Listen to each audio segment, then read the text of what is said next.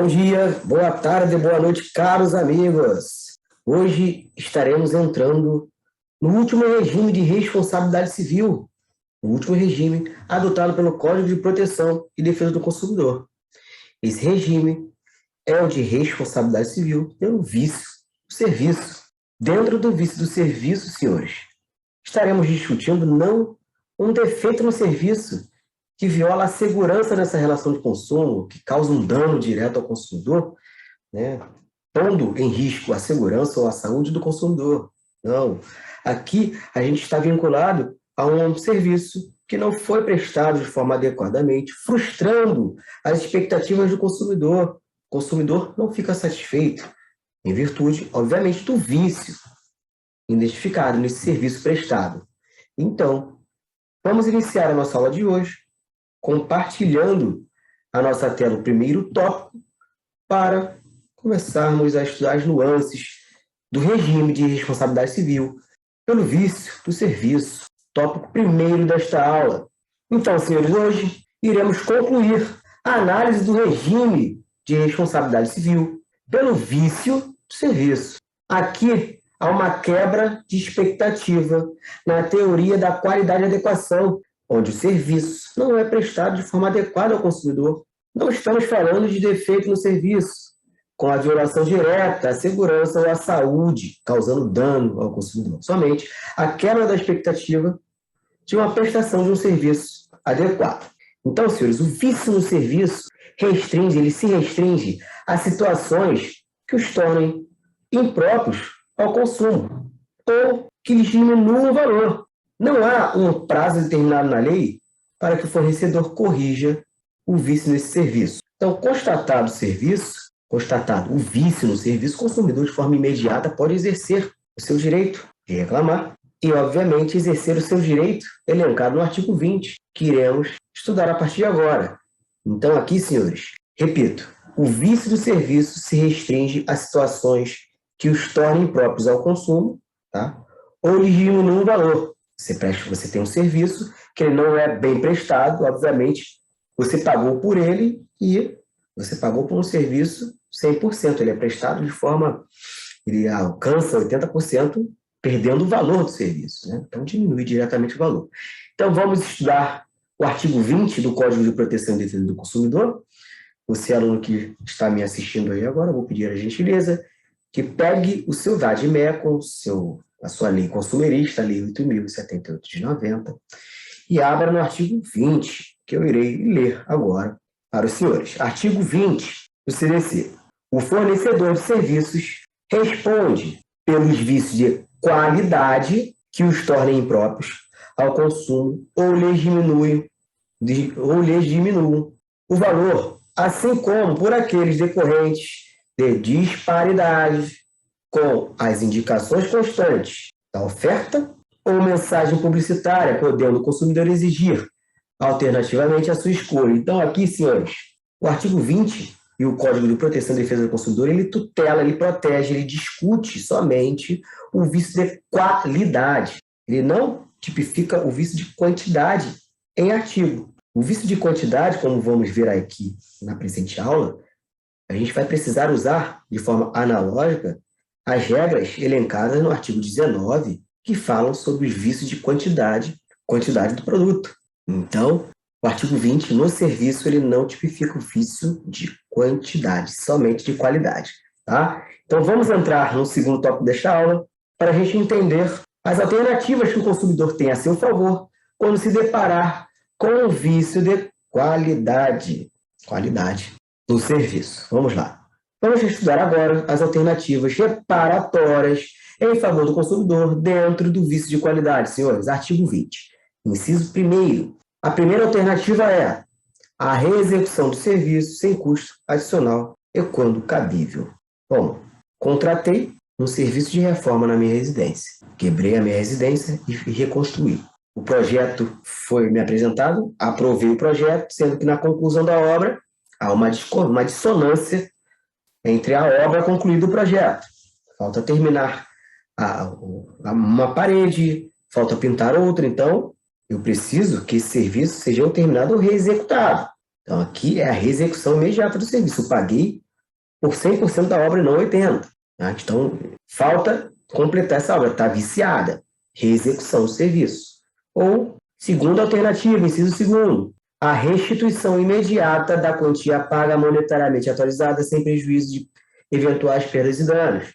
A gente pode perceber que essas regras estão também no regime de responsabilidade civil pelo vício do produto, vício de qualidade do produto, e agora ela se repete aqui no vício do serviço, vício de qualidade no serviço.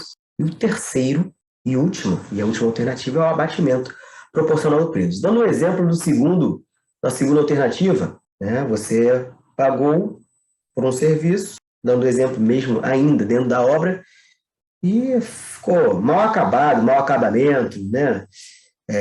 O azulejo não foi bem posto, o seu porcelanato está torto. Sim, você não quer mais aquele serviço está horrível.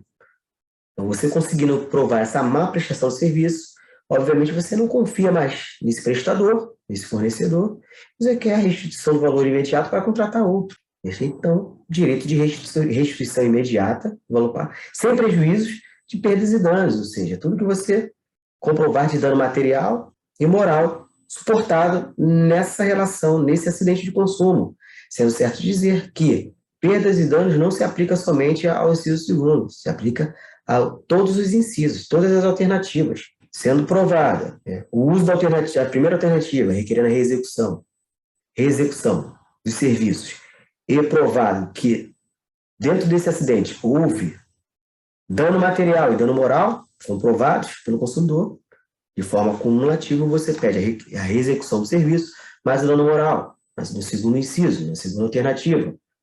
Você ficando insatisfeito com o serviço, não querendo mais aquele fornecedor, você pode requerer a restituição do valor pago, atualizado monetariamente, mais o dano material que você, porventura, tenha que gastar para contratar outro, tá? E o dano moral, pelo constrangimento de ver a sua obra mal feita. E, por fim, o abatimento proporcional do preço. Também, dentro da obra, quando a obra não é bem feita, você pagou por X, você verifica que 50% da obra foi bem feita e o resto não foi. Então, eu quero pagar por 50%.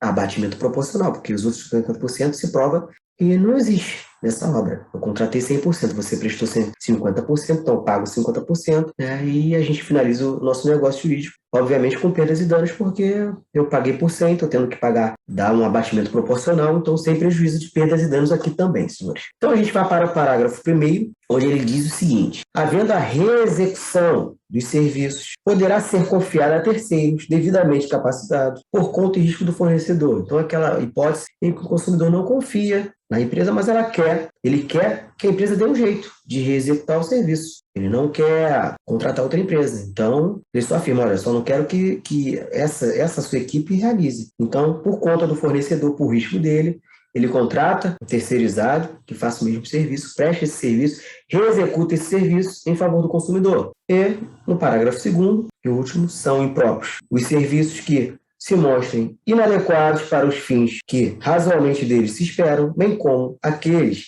que não atendam às normas regulamentares de prestabilidade. Então, aqui é justamente na prestação desse serviço, quando um maquinário, por exemplo, ele não está dentro das normas. Então, obviamente, o seu serviço ele não vai ser bem prestado, porque o maquinário ele não tem como realizar um serviço, uma maquita ou um martelete, ele está desregulado, conforme a norma. Então, ele, ao invés de realizar o serviço de demolição, ele não faz, ele não consegue executar esse serviço corretamente, fazendo com que a obra e o serviço sejam impróprios. Então, aqui, o parágrafo 2º, é justamente quando o prestador ele vem com um material que não esteja regularmente atendido dentro das normas de serviço, prestabilidade. Perfeito, senhor? Então, vamos para uma observação bem importante, entrando no tópico 3º dessa aula. O Código de Proteção e Defesa do Consumidor, como já afirmei, ele não previu regras para vícios de quantidade do serviço. Ele só tutela o vício de qualidade. Mas é possível existir vício de quantidade.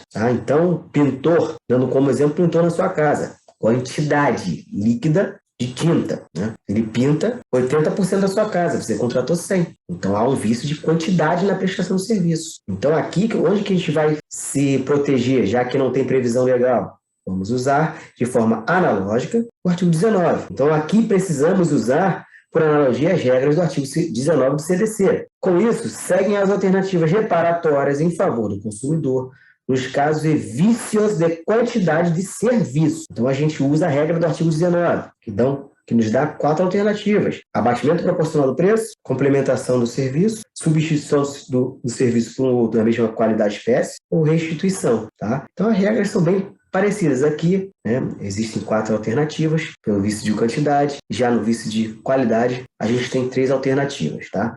Então, a gente vai usar aqui, resumindo, quando a gente se deparar com vício de qualidade, senhores, a gente vai usar a regra do artigo 20, seus incisos e seu parágrafo. Quando a gente se deparar com o vício de quantidade de serviço, a gente vai usar a regra do artigo 19, que tutela o vício de quantidade de produto, de forma analógica, perfeito para proteger o consumidor e sanar os seus problemas. Ele vai poder usar de forma analógica o artigo 19. Então, aqui a gente termina o último regime de responsabilidade civil, que é o regime de responsabilidade civil pelo vício do serviço. Estudamos as 2 modalidades, né? Vício de quantidade e vício de qualidade. O CDC, ele só tutela o vício de qualidade, não de quantidade, tendo que usar o artigo 19, né, de forma analógica, para o vício de quantidade. E, dessa forma, espero que essa aula tenha sido proveitosa e os senhores estejam aprendendo a vencer com o direito do consumidor. Aguardo os senhores na próxima aula.